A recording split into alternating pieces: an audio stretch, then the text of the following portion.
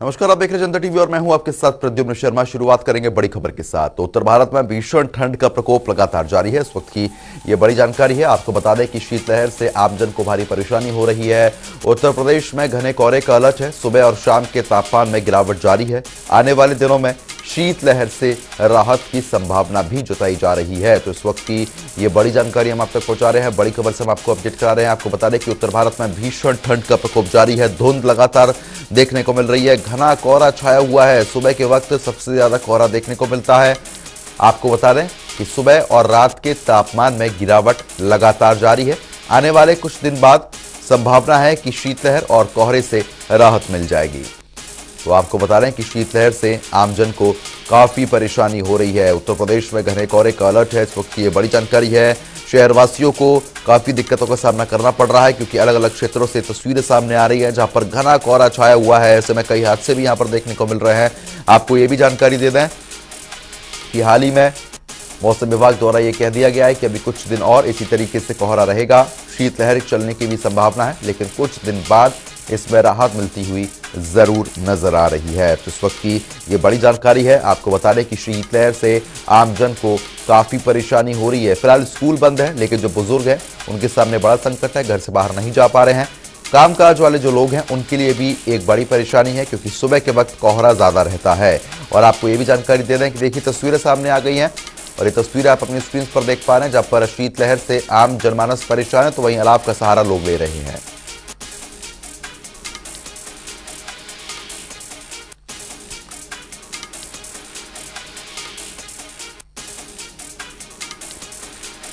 तो इस खबर पर ज्यादा अपडेट के साथ हमारे संवाददाता आगरा से प्रदीप रावत हमारे साथ जुड़ गए हैं। प्रदीप, जिस तरीके से मौसम लगातार बदलता हुआ नजर आ रहा है, अब आने वाले कुछ घंटों में उत्तर प्रदेश के लिए अलर्ट भी जारी कर दिया गया है कि कोहरा ज्यादा पड़ने जा रहा है।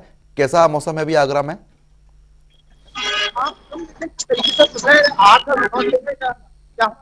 गलन भरी और कड़ाके की ठंड पड़ रही है तो वो निश्चित रूप से और जो रैन बसेरे में निवास करते हैं गरीब तबके के लोग हैं उनके लिए मुसीबतों भरा हो रहा है। और आप पीछे देखेंगे आप किस तरीके से यहाँ पर जो वाहन है वो रैंक रैंक कर चल रहे हैं। आपको सिर्फ धुंध ही धुंध यहाँ दिखाई देगी तो समझा जा सकता है आने वाले समय में ये समस्या और भी घनी हो सकती है क्योंकि जिस तरीके से मौसम विभाग का कहना है कि यहाँ पे आने वाले समय में और भी परेशानियों का सामना करना पड़ेगा। तो कह सकते हैं ये समस्या गंभीर हो सकती है क्योंकि जिस तरीके से यहाँ पर आगरा प्रशासन दावे करता रहा है कि यहाँ पर अलाव की व्यवस्था की जाएगी और रैन बसेरे उपयोग में लिए जाएंगे। अधिक से अधिक रैन बसेरों की व्यवस्था की जाएगी। कल हमने परिवहन विभाग के कई अधिकारियों से भी बातचीत की, इसमें साफ तौर पर हम लोगों ने व्यवस्था की है। जब हम लोगों ने वहां पर देखा तो वहां पर सिर्फ लोग खुद बिल्कुल प्रदीप, क्योंकि देखिए आगरा से लगातार लापरवाही की तस्वीरें ही सामने आती हैं। रेन बसेरों की स्थिति क्या बनी हुई है वहां पर?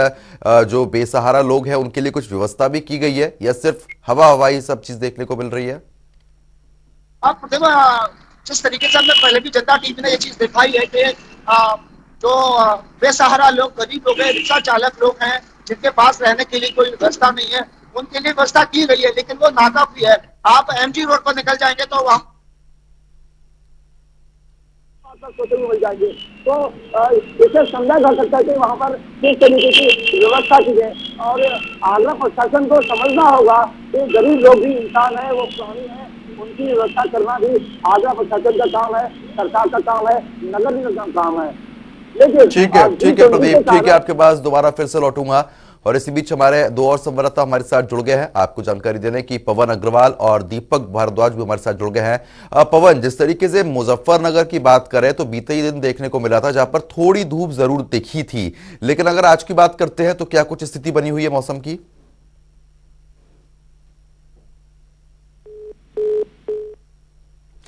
फिलहाल संपर्क टूट गया है। पवन से दोबारा संपर्क साधने का प्रयास किया जाएगा। फिरोजाबाद का रुख कर लेते हैं। हमारे संवाददाता दीपक हमारे साथ बने हुए हैं। दीपक, जिस तरीके से आपके पीछे भी देखा जा सकता है जहां पर लगभग 10:30 से ज्यादा का समय हो चुका है, लेकिन उसके बावजूद भी घना कोहरा छाया हुआ है।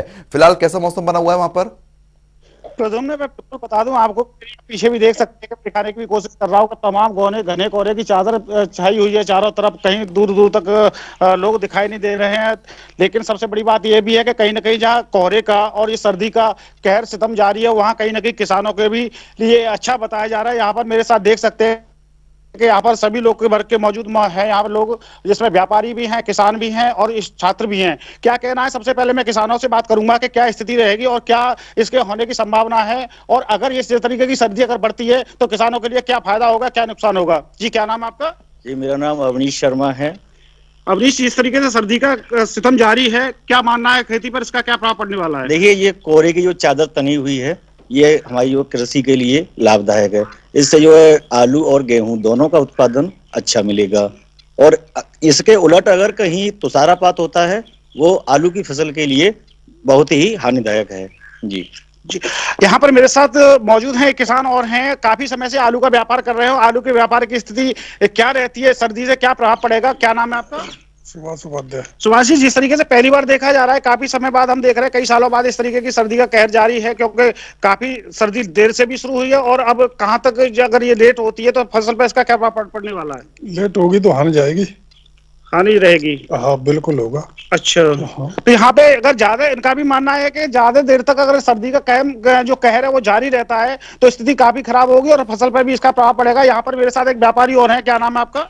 मेरा नाम सुनील भारद्वाज है। क्या काम है आपका? मेरा ग्लास एक्सपोर्ट का बिजनेस है। गिलास एक्सपोर्ट का काम है। सर्दी का सितम जारी है, क्या स्थिति रहने वाली है और कभी अभी क्या स्थिति बनी हुई है? सर्दी से हम लोगों तो नुकसान हो ही रहा है, मतलब लेबर नहीं आ रही है, काम भी बंद पड़े हुए हैं और सर्दी की वजह से काम कुछ चल नहीं रहा है, तो हमको तो घाटा ही घाटा हो रहा है तरफ से। इसलिए सर्दी तो अब जैसे कम होनी चाहिए, अब जैसे लेट पड़ी है उस हिसाब से बढ़ रही है, तो हमको बहुत बड़ा नुकसान हो रहा है। हमारा जो बिजनेस है वो मतलब घाटे की तरफ चले जा रहा है। तो पहले की अपेक्षा अगर ऑर्डर की बात करें तो ऑर्डर की क्या स्थिति बनी हुई है? ऑर्डरों में अभी तक तो कोई इजाफा नहीं हुआ है, लेकिन सुनने में आ रहा है कि आगे चल के काम चलने वाले हैं, फरवरी की लास्ट तक जाके। तो प्रद्युम्न, ये देख रहे हो कि यहाँ पर ये स्थिति बनी हुई है कि यहाँ पर व्यापारी हो या किसान नेता हो या किसान हो, तमाम लोगों पे इसका प्रभाव पड़ने वाला है। यहाँ पर कुछ छात्र भी मौजूद हैं, ये भी सुबह सुबह निकल करके जा रहे हैं अपने पढ़ने के लिए। क्या नाम है आपका? अंश भारद्वाज। कहाँ जा रहे हैं आप अभी इस वक्त? हम कोचिंग पढ़ने जा रहे हैं। तो आज तो संडे, आज का संडे के दिन पे नहीं, हाई स्कूल, जैसे कि अभी बोर्ड की परीक्षा आ रही है तो इस वजह से सर ने ट्यूशन की छुट्टी नहीं करी है संडे की, इस वजह से ट्यूशन पढ़ने जा रहे थे। ट्यूशन पढ़ने जा रहे हैं आप? आदित्य भारद्वाज। कहाँ जा रहे हैं आप? ट्यूशन पढ़ने। क्यों ऐसी सर्दी में क्या जा रहा, क्या जरूरी है? बोर्ड की परीक्षाएं नजदीक आ रही है और इसी के साथ साथ हमको तैयारी भी करनी है बहुत ही कम समय में, तो हमको जाना जरूरी तो है। छात्रों के साथ भी प्रद्युम्न में ये स्थिति बनी हुई है कि उन लोगों को सामने परिस्थिति है, परेशानी है, क्योंकि तैयारी भी करनी है, एग्जाम भी है आगामी समय में। तो ये सर्दी सभी के लिए एक तरीके से कहर बनी हुई है और जिसका प्रभाव काफी देखने को मिल रहा है। तो उसी में इस कड़ी में मैं आपको एक बात और बता दूं कि कई बुजुर्गों की भी इसमें सर्दी के चलते मौत के आगोश में समा गए हैं। तो सबसे ज्यादा मेरा मानना यह है कि बुजुर्गों पर कहीं ना कहीं ये सितम ढाने का काम कर रही है। जी प्रद्युम्न। बिल्कुल, चलिए ठीक है, बने रहिए हमारे साथ, आगे भी लगातार हम लोग आपसे अपडेट लेते रहेंगे। तो फिलहाल जिस तरीके से आपने देखा, जहां पर सर्दी का सितम लगातार जारी है, पवन अग्रवाल का रुख कर लेते हैं मुजफ्फरनगर से। पवन, जिस तरीके से बीते दिन देखा गया था, जहां पर थोड़ी धूप जरूर मुजफ्फरनगर में खिली थी, लेकिन आज की बात करते हैं तो क्या कुछ मौसम कह रहा है? प्रथम मैं बता दूं, हम जनपद मुजफ्फरनगर ग्राउंड जीरो पर खड़े और इस वक्त जबरदस्त अंधेर, कोहरा, बहुत बुरी तरह कोहरा है। लगातार काम करने में मजदूरों को, व्यापारी को बड़ी दिक्कतों का सामना करना पड़ रहा है। हालांकि प्रशासन ने 14 जनवरी तक की छुट्टियां घोषित कर दी है छात्राओं के लिए, लेकिन कहीं ना कहीं जब बच्चे स्कूल जाते हैं, बोर्ड की परीक्षा हो रही है, उसके लिए तैयारियां कर रहे हैं, एग्जाम देने जाना है, तो ट्यूशन जाना है, कहीं ना कहीं कुछ स्कूल भी खुले हुए हैं, तो उसकी वजह से बड़ी दिक्कतों का सामना ठंड में करना पड़ता है। बात करें किसानों की, तो किसानों के लिए भी बड़ी, कहीं गेहूं की फसल के लिए लाभदायक है फसल, बाकी और जो फसल है उनके लिए हानिकारक भी है प्रदूषण, ये ठंड। लेकिन इस ठंड में जनजीवन अस्त व्यस्त हो जाता है, दुर्घटनाएं भी होती है। मुजफ्फरनगर में भी कल एक दुर्घटना का सामना लोगों को करना पड़ा कोहरे की वजह से। कई गंभीर हुई उस घायल में, 1-2 लोग घायल हुए थे, लेकिन ठंड है तो बड़ी दिक्कतों का सामना करना पड़ रहा है। मुजफ्फरनगर आज सबसे ठंडा दिन माना जा रहा है और येलो जोन में मुजफ्फरनगर आया हुआ है प्रदूषण। ठीक है, आगरा का रुख कर लेते हैं प्रदीप। जिस तरीके से अगर आगरा की बात करते हैं तो चाहे गर्मी हो चाहे सर्दी हो, आगरा हमेशा अव्वल ही देखने को मिलता है। टेम्परेचर के माध्यम से देखा जाए तो आगरा में लगातार पारा गिरता जा रहा है। मौजूदा स्थिति में भी क्या कुछ वहां पर स्थिति बनी हुई है? आप तुम देखिए, बिल्कुल आपका कहना तो सही है। सर्दी हो या गर्मी, आगरा में हर तरफ प्रचंड सर्दी पड़ती है, प्रचंड गर्मी पड़ती है, जिसका खामियाजा किसानों के साथ साथ आम जनजीवन पर भी पड़ता है। और आपको कोहरे के कारण अभी अगर आप आध घंटा पहले दिखा रहे होते तो यहाँ पर मुझे कुछ दिखाई नहीं दे रहा था। 10 मीटर की भी दृश्यता यहाँ पर नहीं थी। अब बसों के पहिए थम चुके हैं, ट्रेनों के पहिए थम चुके हैं, आम जीवन अस्त व्यस्त है, स्कूल बंद हो चुके हैं। तो हर तरफ समस्या का अंबार लगा हुआ है। वहीं अब किसानों की बात करें तो अगर थोड़ी सी सर्दी और ज्यादा पड़ी, पाला नीचे हो जाता है, तो वहां पर पाले के कारण जो आगरा में आलू की उपज होती है, गेहूं की उपज है, सरसों की उपज इस समय है, तो वहां पर पाले के चलते वहां पर खेती को एक भारी नुकसान उठाना पड़ सकता है। और जो अभी खबरें आ रही हैं फतेहपुर साइड में, तो और मथुरा और आगरा के बीच में फरह है, वहां पर भी पाले की कई खबरें आ रही है। तो निश्चित तौर पर अगर आगे इसी तरीके का हाल रहता है, फॉग बढ़ता है, ठंड बढ़ती है, गलन बढ़ती है, तो निश्चित तौर पर किसानों के साथ साथ आम जनता पर भी प्रभाव पड़ना लाजमी है। बिल्कुल, कहीं ना कहीं फर्क सभी पर पड़ रहा है, सभी वर्ग के लोगों पर पड़ रहा है। पवन, जिस तरीके से लगातार ये देखने को मिल रहा है कि स्थिति खराब होती हुई नजर आ रही है, क्योंकि कोहरे की मार सभी लोगों पर असर डाल रही है। बुजुर्गों की बात करते हैं, बच्चों के लिए बात करते हैं, तो वहां उनका क्या कुछ कहना है? कोई बातचीत हो पाई है आपकी? जी, हमारी कल बात हो पाई थी, आज सुबह भी बात हुई थी बुजुर्गों से। ठंड है, लोग घरों से बाहर निकलना बंद कर देते हैं, और बच्चे बुजुर्ग तो वाकई में बहुत ठंड से प्रभावित होते हैं। तो कुछ बच्चे मेरे पीछे खेल भी रहे हैं, एक दो बच्चा खेल भी रहा ठंड में। लेकिन कहीं अगर बुजुर्गों की बात करिए तो मुझे सड़क पर कोई भी बुजुर्ग नजर नहीं आता। अगर आता भी है तो बड़ी मुश्किल से कुछ काम या रोजगार के लिए, सामान लेने के लिए बाजार में आता है। और बात कोहरे की करें तो चारों तरफ लोगों ने अलाव भी जला रखे ठंड से बचने के लिए। लेकिन वाकई में दिक्कत है, कोहरे से बड़ी दिक्कतों का सामना करना पड़ता है। हम लोग भी अगर जब फील्ड में निकलते हैं तो बड़ा ठंड का सामना हम लोगों भी प्रदूषण करना पड़ता है। बिल्कुल, चलिए ठीक है दीपक, पवन और साथ ही साथ प्रदीप, आपका बहुत बहुत शुक्रिया तमाम जानकारी हमारे साथ साझा करने के लिए। तो ग्राउंड जीरो से हमारे संवाददाता जुड़े हुए थे अलग अलग शहर से, जहां पर जानकारी पहुंचाई जा रही थी कि सर्दी का सितम किस तरीके से जारी है। फिलहाल ये तस्वीरें आप देखिए, जहां पर आज सुबह की तस्वीरें हैं, लोग अलाव का सहारा ले रहे हैं और आसपास के लोग सभी एकत्रित होकर अलाव का सहारा लेते हुए यहां पर नजर आते हैं। तो इसी बीच एक और बड़ी खबर आ गई, आपको बता रहे थे, एक बड़ी जानकारी आ रही है। मुख्यमंत्री योगी आदित्यनाथ का आज का कार्यक्रम है। सीएम योगी आज वाराणसी दौरे पर रहने वाले हैं।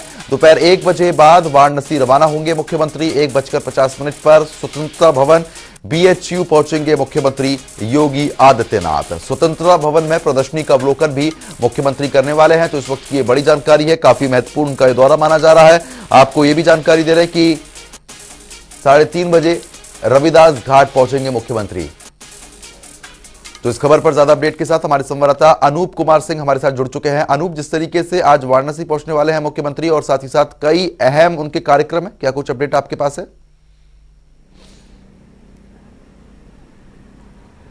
देखिए, 1 बजे लखनऊ से रवाना होंगे मुख्यमंत्री योगी आदित्यनाथ। उसके बाद 1:20 पर वहां पर पहुंचेंगे BHU प्रांगण में। वहां पर स्वतंत्रता भवन में करीब 2 कार्यक्रम उनके हैं। पहला कार्यक्रम वहां पर जो प्रदर्शनी है उसका अवलोकन करेंगे, दूसरा वहां अंतर्राष्ट्रीय गोष्ठी का आयोजन किया गया है, वहां पर प्रतिभाग करेंगे। उसके बाद वहां से करीब निकलेंगे 4:20 पर वहां रविदास घाट पर वहां पर पहुंचेंगे। रविदास घाट पर वहां पर एक टेंट सिटी सरकार की तरफ से लगाई गई है। वहां पर व्यवस्थाएं अच्छी तरीके से की गई हैं और खासकर पर्यटन को बढ़ावा देने के लिए, क्योंकि वो काशी है, निश्चित रूप से वहां पर पर्यटक देश दुनिया से आते हैं, अतिथि देवो भव वहां पर एक जो विशेषता है वहां के स्वागत को लेकर के, तो उसी प्रकार से टेंट सिटी वहां पर बनाई गई है सरकार की तरफ से। वहां पर जो सुविधाएं हैं वो टेंट सिटी में एयर कंडीशन सुविधाएं भी वहां पर उपलब्ध हैं। वहां पर पुलिस चौकी भी बनाई गई है सुरक्षित, ताकि लोग वहां पर सुरक्षित रह भी सकें।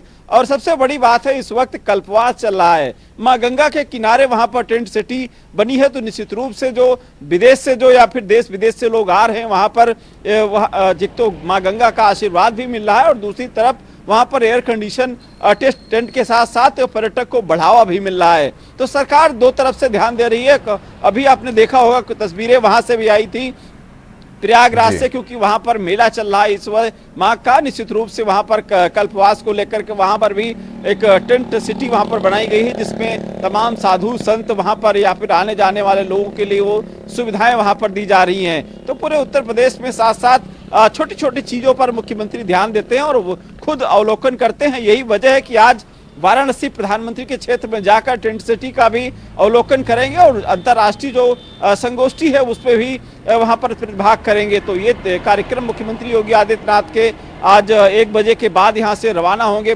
5 कालिदास आवास से हेलीकॉप्टर से रवाना होंगे, उसके सीधे BHU स्वतंत्रता भवन प्रांगण के आसपास वहां पर उनका जो हेलीकॉप्टर उतरेगा, जहां 2 कार्यक्रम में वो पहले ठीक है, शामिल होंगे। ठीक उसके है। अनूप बाद बने रहिए हमारे साथ, अनूप बने रहिएगा हमारे साथ, आगे भी लगातार अपडेट लेते रहेंगे। इसी बीच एक और बड़ी खबर आ गई, आपको बता देते हैं। इस वक्त की एक और बड़ी जानकारी आ रही है, प्रयागराज से बड़ी खबर है। पूर्व राज्यपाल केशरीनाथ त्रिपाठी का निधन हो गया है। आपको बता दें कि 89 साल की उम्र में केशरीनाथ त्रिपाठी ने अंतिम सांस ली है। मुख्यमंत्री योगी आदित्यनाथ ने भी गहरा दुख जताया है। लंबे समय से बीमार चल रहे थे केशरीनाथ त्रिपाठी, आज सुबह करीब 5 बजे उन्होंने अंतिम सांस ली है। तो सीएम योगी आदित्यनाथ ने भी इस पर दुख जताया है। कई दिग्गज नेताओं ने उनको श्रद्धांजलि दी है। तो पूर्व राज्यपाल केशरी त्रिपाठी का निधन हुआ है।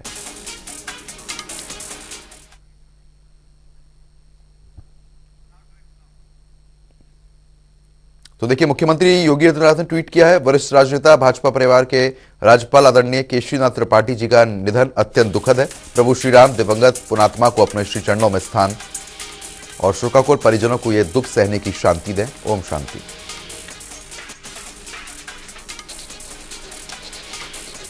केशव प्रसाद मौर्य ने ट्वीट किया, भाजपा के वरिष्ठ नेता, पश्चिम बंगाल के पूर्व राज्यपाल, यूपी के गौरव, हम सभी कार्यकर्ताओं के मार्गदर्शक आदरणीय केशरीनाथ त्रिपाठी जी के निधन से अत्यंत दुखी हूं। भारतीय जनसंघ में भाजपा का एक जीवन भर का कार्य करने वाले पंडित जी का निधन पार्टी में राजनीतिक क्षेत्र के लिए अपूर्ण क्षति है। तो इस खबर पर ज्यादा अपडेट के साथ हमारे संवाददाता अनूप लगातार हमारे साथ बने हुए हैं। अनूप, जिस तरीके से पूर्व राज्यपाल का निधन हो गया है, सभी दिग्गज शोक भी जता रहे हैं और ट्वीट के माध्यम से श्रद्धांजलि भी दे रहे हैं।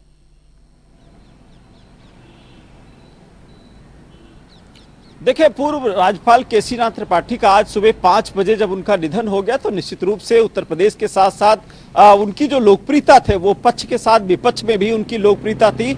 तो उन पर कभी भी आपने देखा होगा, उनके राजनीतिक इतिहास में विपक्ष कभी भी छींटाकशी नहीं करता था। उनके आचार और विचार उनके जनता से जुड़े हुए थे। जब तक वो राजनीति में रहे, लोगों के लिए काम किया है और लगातार उनकी जो लोकप्रियता था वो बढ़ती रही। और यही वजह है कि मुख्यमंत्री से लगा के तमाम सत्ता पक्ष के हों या फिर विपक्ष के लोग हैं, उनकी श्रद्धांजलि दे रहे हैं। वो भले ही सोशल मीडिया पर दे रहे हो, लेकिन उनका व्यक्तित्व से काफी धनी थे केशरीनाथ त्रिपाठी। उनके निधन, हालांकि लंबे समय से वो बीमार चल रहे थे, इस समय उनका इलाज भी उनके घर पर चल रहा था, आवास पर। और आज सुबह करीब 5 बजे के आसपास जो सूचना आई कि उनका निधन हो गया है, तो निश्चित जिस तरीके से राजनीति में एक क्षति जरूर हुई है। भारतीय जनता पार्टी के जो बड़े नेता हैं, वो चाहे केशव मौर्य की बात करें या फिर मुख्यमंत्री योगी आदित्यनाथ ने खुद इस पर दुख व्यक्त किया है, तो एक जनहानि हुई है। निश्चित रूप से राजनीति में एक प्रांगण लोकप्रिय नेता, जनता के हित की बात करने वाले केशरीनाथ त्रिपाठी आज इस दुनिया में नहीं रहे।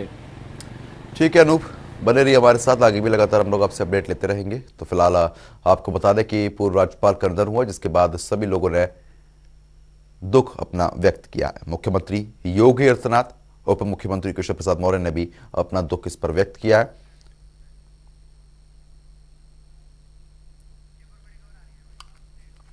तो चलिए आगे बढ़ेंगे। इसी बीच एक और बड़ा अपडेट आ गया है। इस वक्त की एक और ब्रेकिंग न्यूज आ रही है, आपको बता देते हैं। बड़ी जानकारी, इस वक्त की बड़ी खबर से हम आपको अपडेट करा देते हैं। केशव प्रसाद मौर्य का प्रयागराज दौरा, तो आपको जानकारी दे दें कि पूर्व राज्यपाल के घर जाएंगे डिप्टी सीएम। इस वक्त की बड़ी जानकारी, अंतिम दर्शन कर उन्हें श्रद्धांजलि भी देंगे। 12 बजे प्रयागराज पहुंचेंगे डिप्टी सीएम केशव प्रसाद मौर्य। आपको बता दें कि पूर्व राज्यपाल का निधन हुआ है, जिसके बाद उनको श्रद्धांजलि देने के लिए प्रयागराज जाएंगे।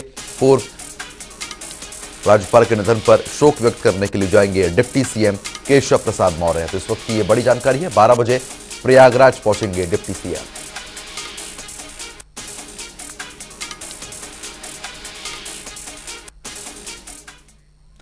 जोशीमठ से बड़ी खबर है, भूदसाव प्रभावित क्षेत्र आपदाग्रस्त घोषित कर दिया गया है। आपको बता दें कि भूदसाव का अध्ययन विशेषज्ञ समिति ने रिपोर्ट भी सौंप दी है। समिति ने असुरक्षित भवनों को गिराए जाने की सिफारिश की है।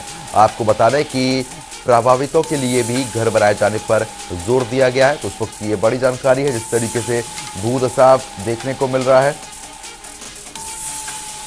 तो ऐसे में आपदाग्रस्त क्षेत्र भी इसको घोषित कर दिया गया है। विशेषज्ञ समिति ने अपनी रिपोर्ट भी सौंप दी है। इस रिपोर्ट में काफी महत्वपूर्ण पॉइंट हैं। असुरक्षित भवनों को गिराए जाने की सिफारिश भी कमेटी ने की है। आपको बता दें कि जो लोग इससे प्रभावित हुए हैं, जिनके घर अब गिराए जाएंगे, उनको नया घर दिए जाने की भी बात यहाँ पर सामने आई, उस पर जोर भी दिया गया है, क्योंकि कई ऐसे घर हैं जिनमें दरारें आ चुकी हैं और आपको ये भी जानकारी दे दें कि लगातार टीमें, जो विशेषज्ञों की टीमें होती हैं, वो इस पर जांच करने की कोशिश कर रही हैं कि आखिरकार ये वजह क्या है।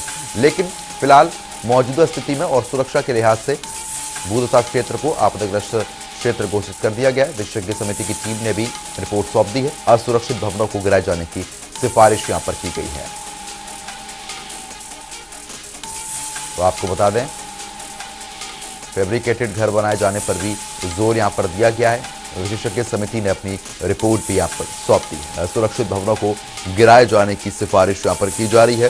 फिलहाल भूतसाव क्षेत्र लगातार बढ़ता जा रहा है। जोशीमठ में कई सैकड़ों ऐसे घर हैं जिनमें बड़ी बड़ी दरारें आ चुकी हैं और वो घर बिल्कुल असुरक्षित हो चुके हैं, कभी भी गिर सकते हैं। उससे पहले ही उस क्षेत्र को फिलहाल खाली करा लिया गया है, लेकिन जिन लोगों के वो घर हैं उनके सामने एक बड़ा संकट खड़ा हो गया है। इस खबर पर अपडेट के साथ हमारे संवाददाता अजीत काम्बोज हमारे साथ लाइव जुड़ चुके हैं। अजीत, जिस तरीके से लगातार देखने को मिल रहा है कि भूतसाव हो रहा है, जिसके चलते लोगों के सामने एक बड़ा संकट खड़ा हो गया है, फिलहाल जो कमेटी है उसने भी अपनी रिपोर्ट सौंप दी है, क्या कुछ है उस रिपोर्ट में? बिल्कुल, जिस तरह से ये पिछले दिनों एक बड़ा घटनाक्रम उत्तराखंड के जोशीमठ में देखने को आया कि एक घरों में दरारें उभरने लगी और सीधे तौर पर पानी भी वहां पर निकलने लगा।